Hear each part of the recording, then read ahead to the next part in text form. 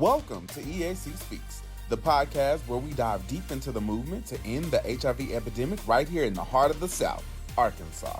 I'm your host, Eddie Wiley, and together we're going to explore the stories, insights, and passion that fuels engaging Arkansas community's mission. Join us on this journey as we unite voices and take meaningful steps toward a world free of HIV stigma. Now, get ready for a conversation that matters. This is EAC Speaks. Hello out there in podcast land, and welcome to EAC Speaks, the show where we dive into important conversations about health, wellness, and the power of community.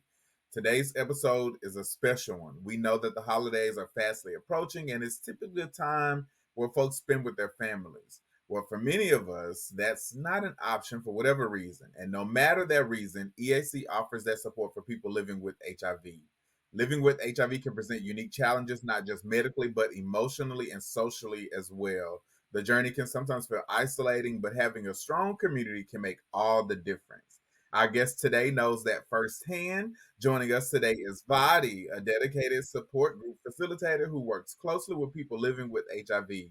Through their leadership and guidance, they've helped countless individuals find strength, understanding, and a sense of belonging in a time when they actually need it the most. We're going to talk about what's it like to lead a support group, the challenges participants face, and how support can change lives. Whether you're someone living with HIV, a caregiver, or simply curious about how community support works, this episode is full of insights you don't want to miss. So without further ado, let's dive into the conversation with Vadi. Welcome, Vadi. Hi, Eddie. It's nice to be here and to have an opportunity to talk about what we do here at EAC when it comes to support groups. That's awesome. So do you want to tell the people a little bit about yourself? Certainly, I am originally from Puerto Rico, but I grew up in Tucson, Arizona. I have been living here in Arkansas. Next month, it's going to be a year. I am the newest staff member here at EAC. I came from Florida, and currently I work as the bilingual community health specialist. I focus primarily on the Latino community in the state of Arkansas, but specifically in the central region. Arkansas is a pretty big state, so I've been doing most of my work in the central region, which covers Little Rock, Searcy, all of that part of the state. Cool.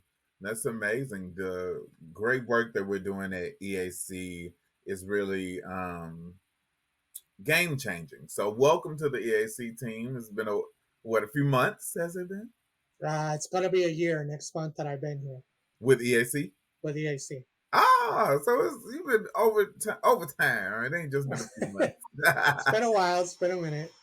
Cool. So talk to us about the group. Can you share a little bit about the support group that you lead?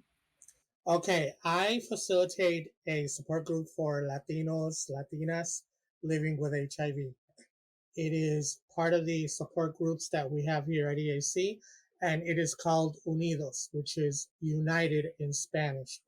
The little change that I made is on the O, I actually put the at symbol to make it a lot more inclusive for the population that we're trying to reach here in the state. The group focuses in the central region with plans, future plans of making it broader to the other areas that we serve at EAC, like the Northwest and the Texarkana area. But for now, we only are meeting here in Little Rock. It meets on the fourth Saturday of every month from 6 to 8 p.m. here at our offices in Little Rock. And it's a group for, like I mentioned, Latinos living with HIV, people who are newly diagnosed or have been diagnosed for a long time. And the difference in this group is that it's facilitated and run in Spanish. There's no English in this group. We don't conduct our meetings in English, and the people that are attending the group are people whose primary language is Spanish, and they don't have access to other support groups because they don't speak English, they don't understand English. So this is an opportunity and a space for them to have to talk in a language that they understand and that they can communicate with. So that's really important that we do have groups where folks who have a specified need can find that support. So maybe I'm gonna ask you this: what's the importance of having groups where people who may not speak English or who don't speak English actually have a space where they can come together? It is critical, it is essential. It's one of the biggest barriers that I have seen since I've been living here in this state. Because if you don't have access to the language, if you don't understand the language, first, you're not going to access services. You're not going to be able to feel comfortable going into a clinic, meeting with your doctor, meeting with your provider, accessing information on the web, things that we take for granted because some of us speak English and it's, very easy to navigate and find information. If you don't have access to the language, if you can't read the language, if you can't speak the language, you're not going to get in touch with people who can provide you services. One of the barriers that I have found is that when people do connect with services, we have to provide interpretation. That is critical, it's essential, and honestly, it's very much lacking in this area. We don't have people who are qualified to be medical interpreters, to actually be with people and support them in their process of not only knowing that they are diagnosed, but also receiving ongoing care. And one of the things that I have been dealing with and facing is actually going with people to their clinical appointments, meeting with them when they go to the different doctors, and not just HIV, anything related to their health, and having to be that communication between the providers and the client, the person who's there. Because once again, they don't have access to the services, they don't attend the service, or if they do, they just sit there and just nod their heads and say yes to anything, but then not follow through on anything. Hmm. That's really important for providers out there to hear, because it goes beyond just providing translated materials. It's actually putting into action, investing in medical interpretation, investing in community health workers or navigators or linkage folks as well. So um, other providers out there that are listening, definitely invest in your community, because it's beyond English speakers. It's beyond folks born in this country. So thank you for answering that for me. No problem. So now tell me, what inspired you to become a group facilitator? Because you could have easily sat around and just not feel the need. So what inspired you to do it? Well, as someone who has been living with HIV since 2015, but being bilingual, I know firsthand what it felt like first being diagnosed and having access to the information and knowing what I needed to do to take care of my health. When I think about my other fellow Latinos who don't speak English, I knew that it's something that needs to be available. And what motivated me was being that person who could approach other people and talk about my experiences and help them gain access to services. I come from an area, well, many different areas because I've lived in most of the US at this point and also Puerto Rico, where a lot of people don't really approach the medical community if they can understand what they are being asked to do or what they need to use to follow up with their care. So I moved here from Florida about a year ago, and I was looking for an opportunity where I could do more than just be an advocate. I wanted to make a difference. I wanted to make a change. I wanted to be able to be a voice for people who don't necessarily have a voice. And I have really found out here in Arkansas, because there is so limited professionals who work in this field that are fully bilingual, because that's the difference. Saying that you're bilingual and actually identifying with the people that you're trying to serve is completely different. And I have seen firsthand how being able to communicate with people from not necessarily Puerto Rico, because the people that I work with here are from Mexico, Venezuela, Colombia, Central America. So it's not even the people that I'm used to working with. It's people from other Spanish speaking countries who don't speak the same language, Spanish, I mean, that I do, the same dialect, but still I'm able to communicate with them effectively based on training that I have, and been able to bridge that gap so that they understand that they're not alone, that they have somebody that can speak and advocate and empower them to be their own voices. That's also very critical, because once we have people that access services, we want to be able to also make sure that they are able to speak for themselves. That empowerment is really critical. So, talk to me about a typical session. What does a typical session look like? Are there any key activities or discussions that you bring up? Well, my group is very relatively new. This is going to be like the fourth month that we are meeting. It started based on the number of people that I was already working with, and I was trying to find a way of bringing them all together so they could see that they're not alone. So the very first meeting was basically a welcoming icebreaker type of meeting where I had food and we basically sat around, talked a little bit about ourselves, shared where we were from, and it was very informal, very low key, very relaxed. After that, I've had subsequent meetings where I've had topics come up from them. Actually, the second meeting that I actually had them brainstorm what do they want to talk about, because I have a long list of things that I could talk about, from medication, being adherent, diets, all sorts of things, understanding what HIV is, understanding how HIV impacts the body. All of that is awesome and can be covered in a support group. But I need to talk to the people that I have there, people who don't necessarily have access to all this complicated information.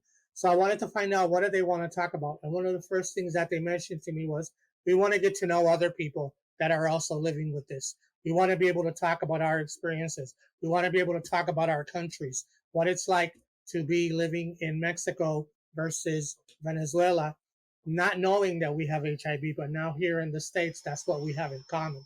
So how do we make connections with each other based on this reality? So I created activities and basically just had an open forum where they come in and they talk about what they are feeling at that particular moment. We're meeting once a month. They've been asking me to meet more than once a month. So that's something that I'm also looking to do in the near future. But I keep it very informal because most of the people that I am working with in this group are people that work basically 7 days a week. So they have very limited time and they're not there to sit and talk about complicated issues, which are important in the context of a support group. But they want more of a space to talk about what they're feeling and dealing with during the week. And the fact that they have other people who are living with HIV who have to go to a clinic to get medication, that sort of thing, it really makes an impact and helps them to understand that they have that support and they can communicate if they wish to during the week. That's amazing. I love that. The mix. It's like balancing the topics and the space that you're in together. Yeah, and the most recent meeting that I actually had a pharmaceutical come in, Viv Pharmacy, and they gave a very good presentation. They were at their one of their sites in Texas, and I had one of the representatives here in the office, and they were basically sharing about how HIV medication works Hmm. in Spanish. That was a very interesting meeting because the participants had a lot of questions Hmm. about what medication they're currently taking and what are some of the options that they have also that are currently available. They did not know, for example, that Apitude is a injectable medication for people living with HIV, and they were like, "Oh wow, we have options aside from taking a pill once a day."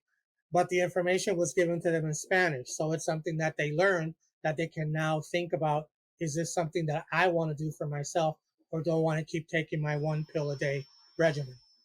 Giving options. I love that. So, how do you balance offering guidance and facilitating while ensuring that your group members actually feel empowered to share and support each other? I balance it by being basically open and keeping an open forum in the group because I want them to feel that they can talk about whatever it is on their mind and not have it structured to a point where we're going to talk about one topic and that's it.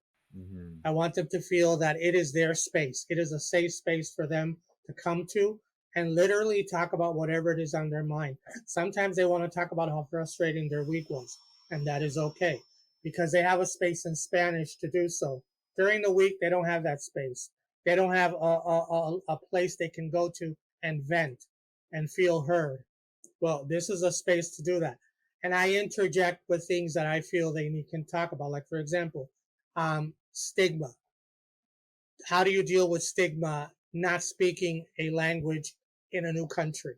And how do you deal with disclosure? Some of them have not disclosed to their families, some of them have not disclosed to their sexual partners. So that's another topic that I interject, keeping that environment open for them to talk about what they're feeling. Because at the end, I really want to create a space for them to feel comfortable coming back and not have it where they don't feel that they're heard and shut down on me and not return. Absolutely. So, you've had 4 meetings so far. How many people are you averaging? So far, I'm averaging 8 people, between 4 and 8 people. The meeting with the pharmaceutical had 11 people that came. So my average is around 8 people, sometimes 4 or 5. It really depends on the dynamic of the individuals because in my particular experience, people work and my people work Monday through Sunday. Wow. It's not like they have a break where they can take 2 hours to come to, an event. And that's the reality of running a group for Latinos here in Little Rock that I've experienced so far. They work and they work long hours and they work in things that we don't work in. I work in an office setting. I don't work in construction. I don't work in restaurants or hospitality all day long. So I have the flexibility of saying at the afternoon, in the evening, I'm going to sit together with a group of people. Some people work even on Saturdays from 8 o'clock in the morning to 9 o'clock at night sometimes. And they take the time out of their work schedule to meet once a month. But I also have to be very understanding of what their schedule is and not impose. Let me give you an example. When I first started the group, I wanted to do it from 1 o'clock in the afternoon to 3 o'clock in the afternoon on Saturdays. Why? Because we have the English speakers group that meets at from 1 to 3 on the first Saturdays of every month. So I was like, that's perfect. They're running very smoothly. It works for them. Not with the community I wanted to reach because at that time they're literally at work. Nobody was going to show up between 1 and 3. So I had to be flexible and move it to a time where they were probably going to be more available, and that's from 6 to 8 p.m. There's talk about maybe changing a little bit later because the fact is that they work all day and they don't want to come to the group exhausted, not even able to shower, etc. So I have to be very aware of what the dynamics is. And also, I have to be aware of maybe even changing the time to another time instead of Saturdays. So I always have to be listening to what they need and try to figure out a way of making sure that what I am doing is to benefit them. I love that. That's really being adaptable to the need. Um, and that's something to be admired, honestly, because a lot of times in the field, we see organizations and advocates host events, host support groups, and it's not always at an accommodating time for folks. So being adaptable is really important to really see the success of the group. Exactly. And not only that, but if I'm not adaptable, they're not going to show up and then I'm not going to have a group. And the whole point of creating a group for Spanish speakers is so that that space is available for them. So I have to be sensitive to what they're telling me and I follow their lead. If they can't do it, then we have to figure out a way of making sure that they can come in and provide them, the support during the week as well. Absolutely. So let's talk about support. What role does peer support play in the lives of people living with HIV? I believe that it plays a very important role because when you're isolated and when you don't know anybody else, and when you're thinking that you're dealing with something that, you know, is so complicated, you probably won't be adherent to your medication. You probably won't feel that going to your doctor visits is important. But when you connect with somebody who has had that experience and knows what it is to navigate this, it makes a huge difference. And when it's somebody who speaks your language, you're more inclined to actually follow through and go to your appointments and follow what your doctors are recommending you to do. I'm not an expert. I'm a peer who has lived through this, who has navigated it and is able to communicate that to somebody who doesn't speak English. So they listen to me and they appreciate the fact that I go with them to their appointments, that they're not going in there by themselves. Now, we have a very interesting dynamic here that I've seen so far. We do have interpreting services that are done via phone. But what are some of the barriers to that? Some people don't feel comfortable. They don't connect with that. They don't feel that having somebody over the phone who doesn't know them is the most effective way of reaching them. So they won't go to their appointment. And they contact me and they call me, are you available? Can you go with me to see my doctor? I don't want somebody over the phone who I don't know knowing about my business or even knowing my name. So those are some of the things that I have already seen. And peer support is really important. It makes a huge difference to getting somebody to stay adherent to medication, for example. Hmm. So, what are some of the things that you all talk about in order to help deal with some of that stigma or self blame, whether it's internal stigma or external factors? We talk about, how long have you been in the country? When did you know that you were diagnosed with HIV? How was that experience for you? How Hmm. was it to be here and go to a doctor who doesn't speak any Spanish and tell you that you have something?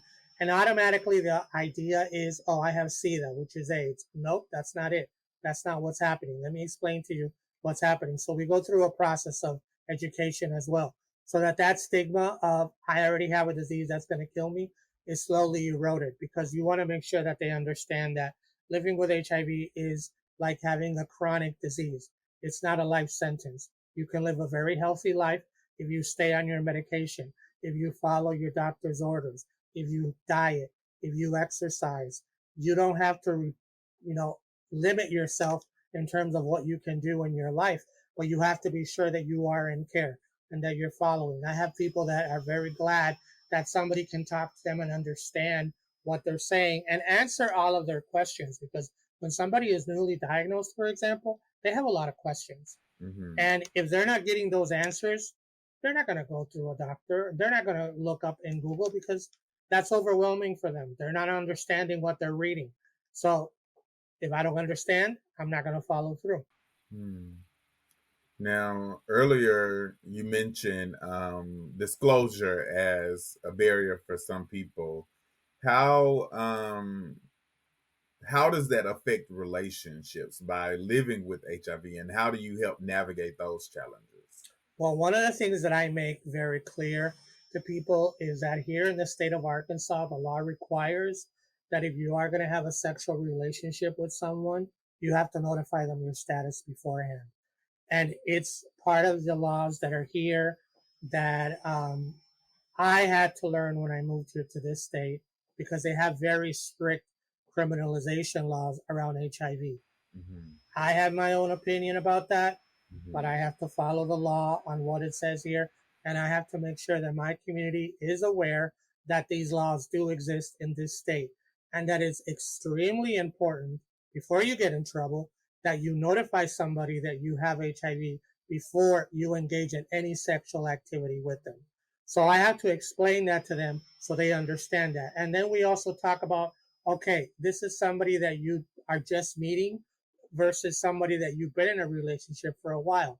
How do we navigate that conversation? How do we have that conversation? How do we role play having that conversation? Is it even something that we need to have, role play? Can you do it with that person? That person, if they already I feel, that you can have a conversation with them, let me help you navigate how to do that. But it's very important to explain the particular dynamics here in this state, because I don't want to see anybody getting themselves in trouble because they did not know. Because here in this state, unfortunately, not knowing is not an excuse. Hmm. Yeah.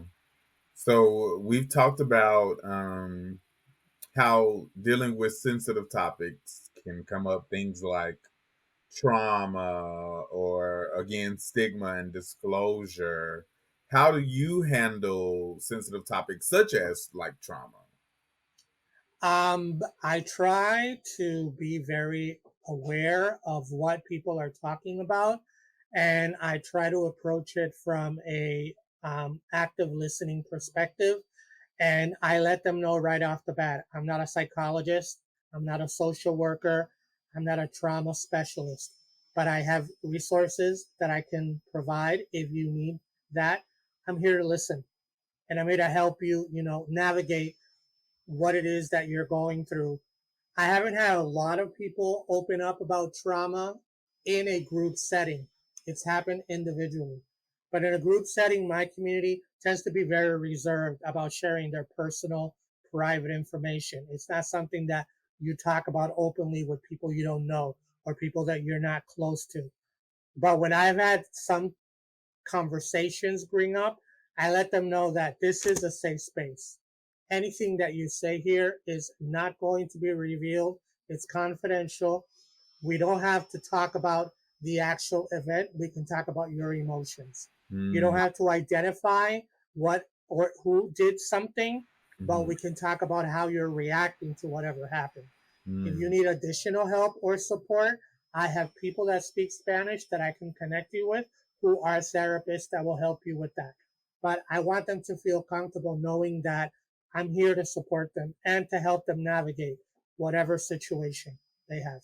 I love that reframing of what you said. It's really important for folks to know that they do have support as well. Now let's talk about those supportive services like therapy and counseling. How important is that for folks living with HIV, and how does your group actually complement that type of work? That I have noticed is that here in this state, there is very few therapists who speak Spanish. Hmm. Those that do speak Spanish do not accept um, the program that most people are under, which is Ryan White. So it's very expensive.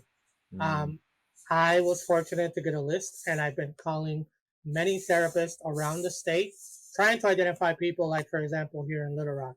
And I've identified a few in North Little Rock, but they charge out of pocket. So the reality is that a lot of people are not going to access services if they don't have, let's say $125 an hour for therapy. So yeah. what I've been able to find is what people through UAMS can provide services. Who can I tap into through a very small network that I'm starting to build? Because the reality is that there's not a lot of people here that provide services in Spanish. It's very frustrating. It's the reality. So, how do I make sure that I find people that will be able to service the community that I work with specifically? Therapy and going to other resources outside of a support group is really important because people need to be able to be heard and they need to be able to know that their situations can be handled in a professional setting. And the support group complements that because it gives people a space to just be open and talk and be heard, most importantly. And then if they need additional help, we can look at what resources are available within the limited pool that we have. Because, and I have been looking since I've been here, believe me, for now a year, trying to find therapists that speak Spanish that, for example, will work with Ryan White. I haven't found a whole lot. Yeah, we need to get on the Round White community and say, hey, y'all need to find providers that support the community because we always, in the field, we always hear, meet the community where they are. Make sure you have representation of your community members. But that's one key piece where I think Arkansas, not to criticize Arkansas, but Arkansas may have that opportunity for growth. I call it virgin territory. There's a lot of opportunity here, and I've been trying to, speak to key people um, to see how we can edge that forward. But, this is not Florida. This is not, Chicago, Illinois, where I come from. This is a whole different ballgame. Yeah, So big difference. huge. Let's talk about some of the impact of the group. In the few months that you have facilitated the group, what impact have you seen on their confidence, their sense of empowerment, their sense of community since being a part of the group? They feel more comfortable talking about themselves and talking to me about daily things that are going on in their lives. They feel that they have a space where they can go to and they are going to be heard. Mm-hmm. They don't feel that isolated anymore. Sometimes they call me in the middle of the week just to talk about whatever. I mean, they feel like they have somebody that is listening to them and that they have each other if they need to connect with each other. Mm-hmm. They feel that that degree of isolation is eroding. People in my specific community work so much that they literally all they do is work, go home, go back to work. So there's not a lot of social interactions or time for that. So this group, specifically for people living with HIV, has given them that space where they feel like somebody can talk to me if I have to have a conversation and they're going to understand me. I don't need somebody to translate what I'm saying or, speak in a different language. I can just be me. And I know Vadi is going to understand what I'm saying and he's going to give me, some information that might help me. I love that. Great as a resource, ensuring people have that um, sense of community. Of course, that's important, but also a sense of safety, which is important as well. And it's slowly building. It's slowly building. This is literally building. I mean, I can't say I have 20 people that attend on a regular basis because this is literally brand new. There is no other group in the state of Arkansas for people living with HIV in Spanish. So we're just, trying to stay focused on the goals and doing what we can. Cool. That's really great. Like you said, the first of its kind. And so we appreciate the work that you're putting into it, finding resources for people, specify resources, specific resources, and not just saying, here's a clinic, there's a door, call this number, hit this person up. It's a warm handoff. It's an actual, not even a handoff. I go with you to the appointment. So, That's really important because, like I said, I have had more than one person tell me, thank you for coming with me because I mm-hmm. would not do this by myself. And they can have, the interpreter on the phone. That's not going to work. That's the reality of it. If I don't feel comfortable with the person that's going to communicate between me and the provider, I'm not accessing that service. Mm-hmm. And then I've also had the dynamic where some of the people who are actually doing that, the clients are like, I don't understand what they're saying. Click, I hang up. Yeah.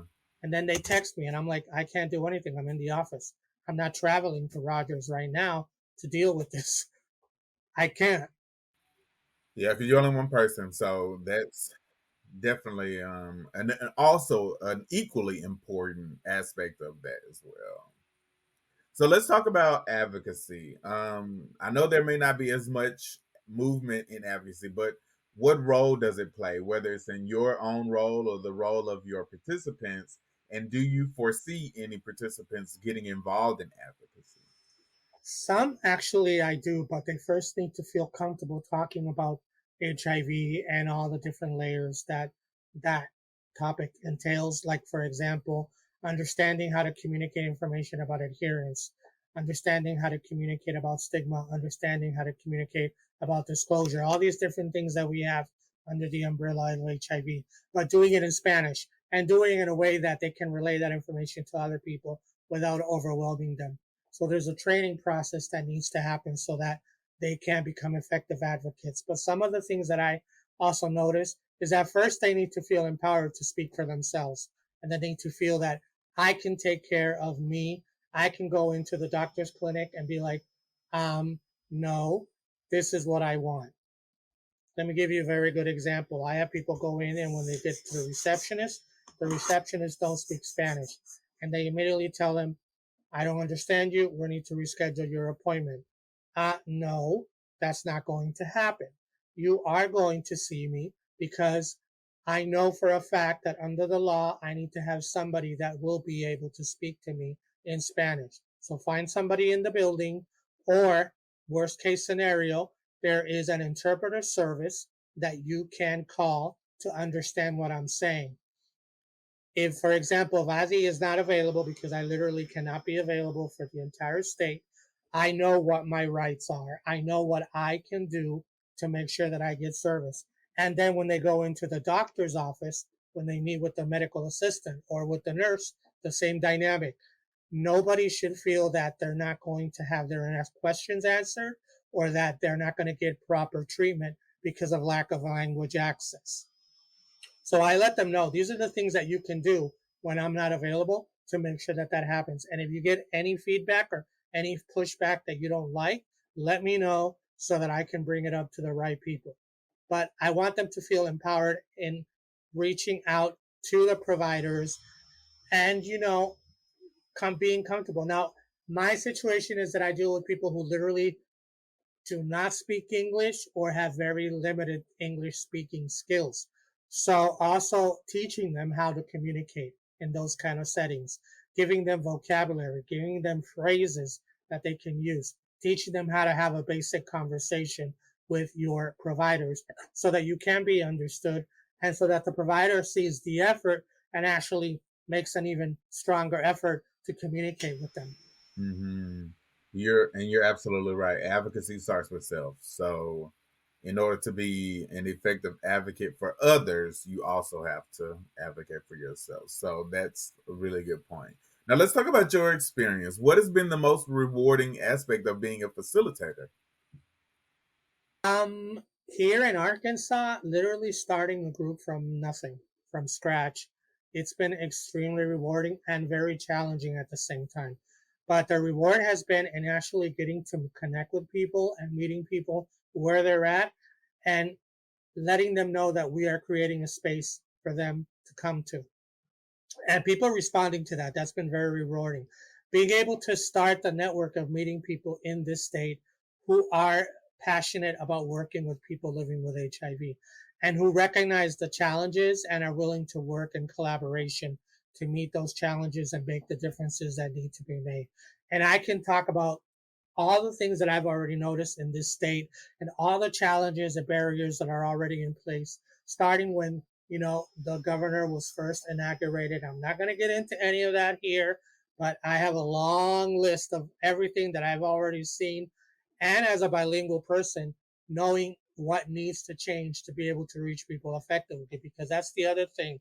I know a lot of bilingual people that work here, but they don't work in HIV and they definitely do not want to, leave their comfort zones to work in this particular field. So it's a very unique field also to be in because there's still a lot of stigma around working in this field and trying to work with Latino community, especially with people who don't speak English. I find it very interesting.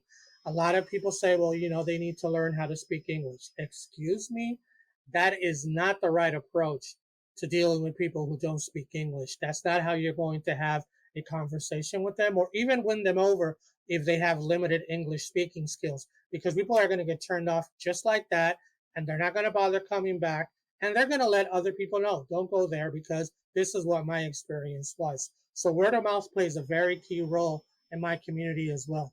If I have a good experience going into a clinic, believe me, I'm going to let other people know and they will go to that clinic as well because I know that I'm going to be treated with respect. Respect is really big too.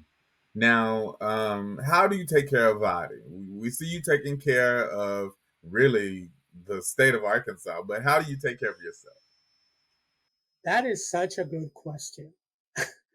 I have been trying to. First of all, I had to move. I was living an hour away from work. Now I live in Little Rock. That's made a huge difference because now I don't have to commute an hour and 20 minutes basically every day. That has made a huge difference in how I take care of myself because now I have a place where I can go to and disconnect and unwind. When I get to my apartment, I'm not thinking about work. My phones, both work and cell phone, are shut off to anything related to work because I want to have my time. Right now, I'm putting together an apartment, so I'm in the middle of organizing and buying stuff and putting things where they are going to be, etc. I also like to watch TV. I like to watch comedies. I'm big on comedies, sci-fi, um, all sorts of different TV shows. Right now, I'm hooked on the new season of Dancing with the Stars, so that is an escape. I can watch something that is not even remotely related to what I do and just immerse myself in that. I love to cook. So now I have a kitchen that I can cook in and make food. That's very relaxing. I don't have a large friendship network here, but that's slowly building. So I do spend a lot of time, just by myself because during the day I'm surrounded by people in different levels, capacities. So I like spending time by myself and just relaxing, watching TV, listening to music. Just finding things that I can do that are non-stressful and don't have me thinking about, the five people that I spoke to earlier that need A, B, and C. Yeah, cool. Well, congrats on your new place. So that's amazing.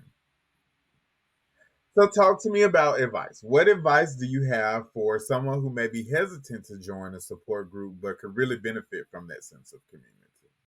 I would say that give yourself the opportunity to talk to the person who's facilitating it and have a conversation with that person. Get to know them.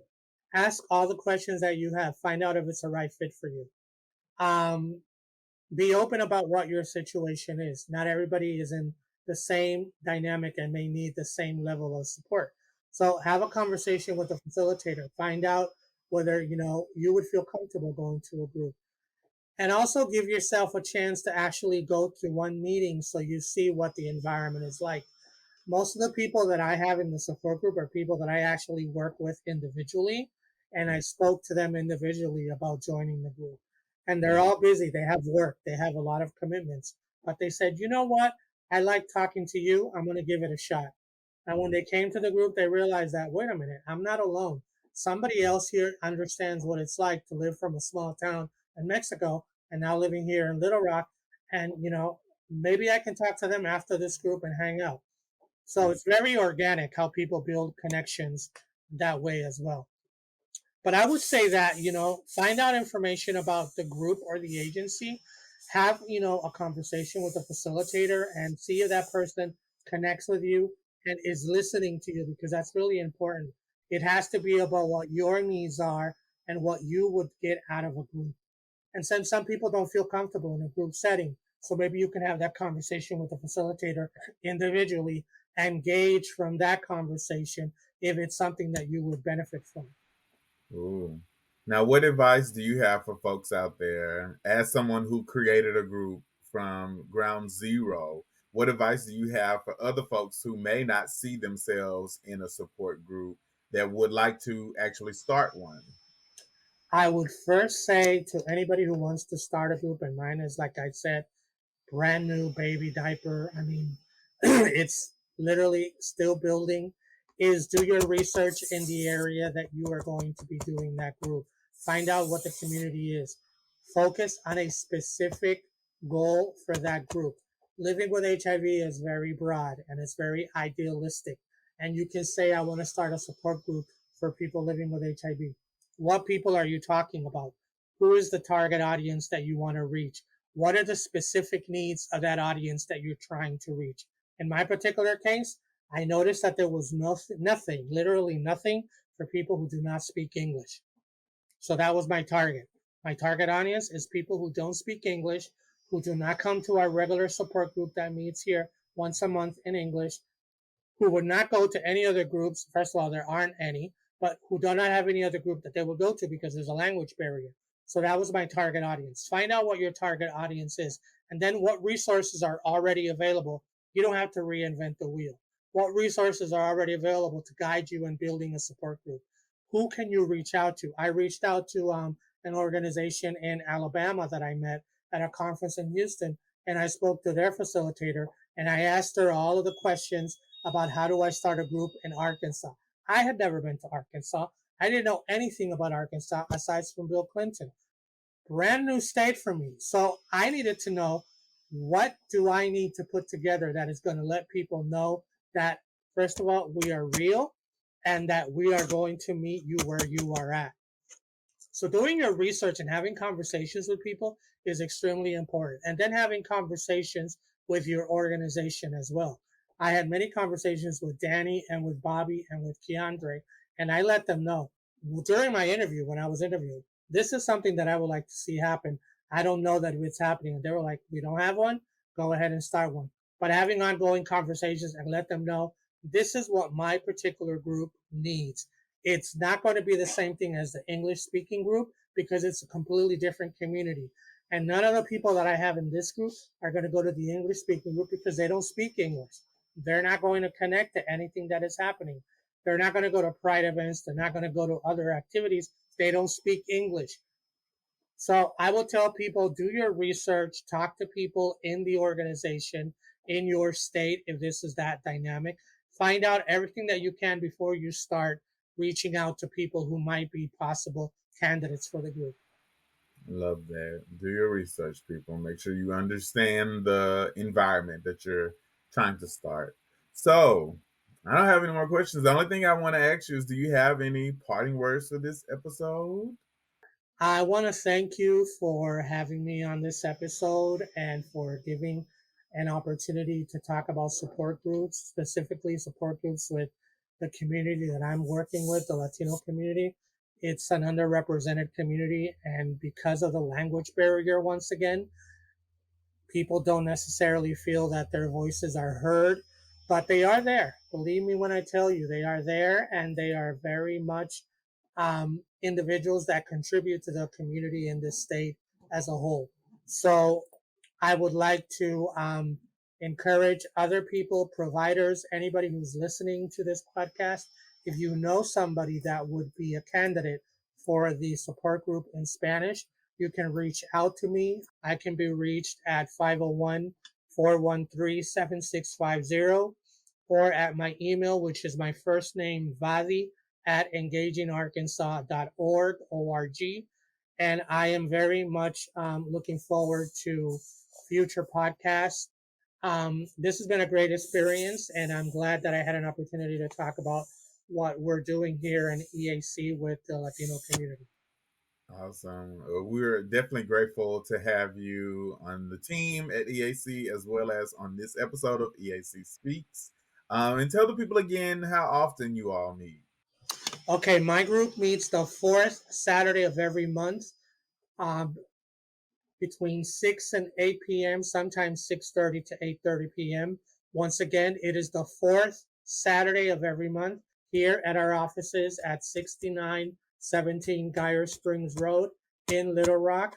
You can contact me at, once again, 501-413-7650 or via email at vadi@engagingarkansas.org, O-R-G. And I'll be more than glad to talk to you in English or in Spanish, give you all the information. I do have a flyer that I give out prior to the meeting, so if somebody is interested in the flyer, reach out to me, and I can let them have a copy of the upcoming meeting so that they can spread it also in their organization. Awesome. Well, thank you again, Vadi. This has been an awesome episode. Thank you, Eddie. It was great to meet you. Yes. And thank you all out there for listening and watching. We're super, super, super thrilled about the upcoming episodes. We'll be wrapping up the year in our latest season. And if you would like to be a guest on a future episode, please don't hesitate to hit us up. You can visit the website. You can email us, call us, probably even text if you need to. But yes, if you're interested in the group, it is called Unidos, right? That is correct. Don't forget to hit up Vadi. You can call, email, pop into the office if you need to. But yes, definitely. Thank you for tuning in to EAC Speaks, and we'll talk to you next time. Say ciao, Vadi. Ciao. Take care, everyone. The EAC Speaks podcast is partially supported by the Arkansas Department of Health through a grant funded in part by the CDC. All discussion is solely the responsibility of each participant and doesn't necessarily represent the official views of Engaging Arkansas Communities, the Arkansas Department of Health, CDC, or the U.S. government.